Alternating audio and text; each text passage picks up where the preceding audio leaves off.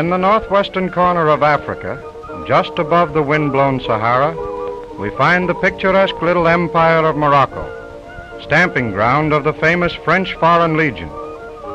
Untouched by the changing customs of the outer world throughout the centuries, its walled cities are still entered through great gates. Marrakesh, or Morocco City. The great square is filled with crowds of brightly clad Moors, buying and selling, or pausing to watch the antics of wandering street entertainers. In one part of the square, we find the Moroccan grain pit. No dealing in futures here, but only in real bags of wheat and barley. Probably scenes like these took place in ancient Egypt, when Joseph bought up grain for the 7 lean years. Quarreling, bickering, and much excitement go along with Moorish trading, just as they do in stock exchanges the world over. Because the burning rays of the African sun are so severe, many streets through the fascinating bazaars are partly covered with palm leaves, a sight found only in Morocco.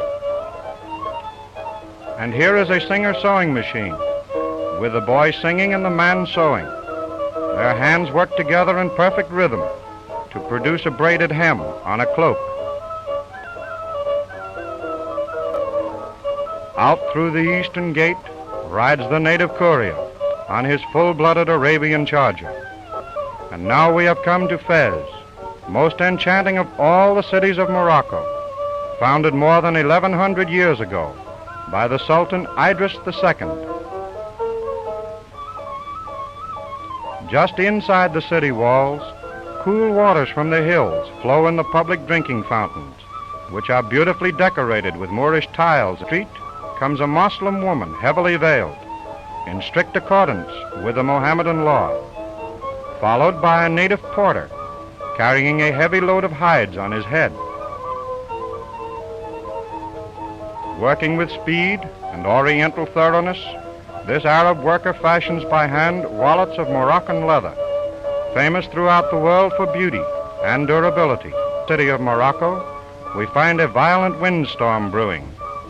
This ancient city attained its greatest importance under the rule of Sultan Ismail Mur. Led down the street by the strains of oriental music, we find a troupe of dancing girls from nearby Algeria.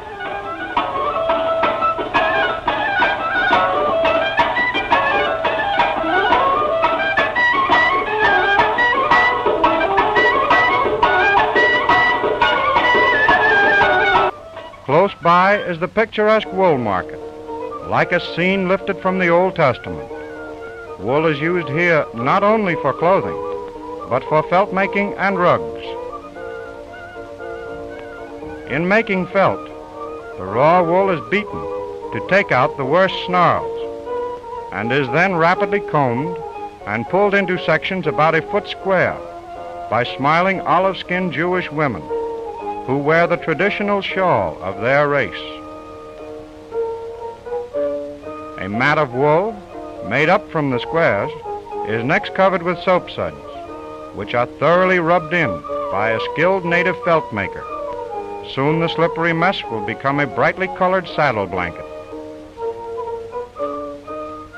Street scenes here never change, and the transportation of today is that of ages past.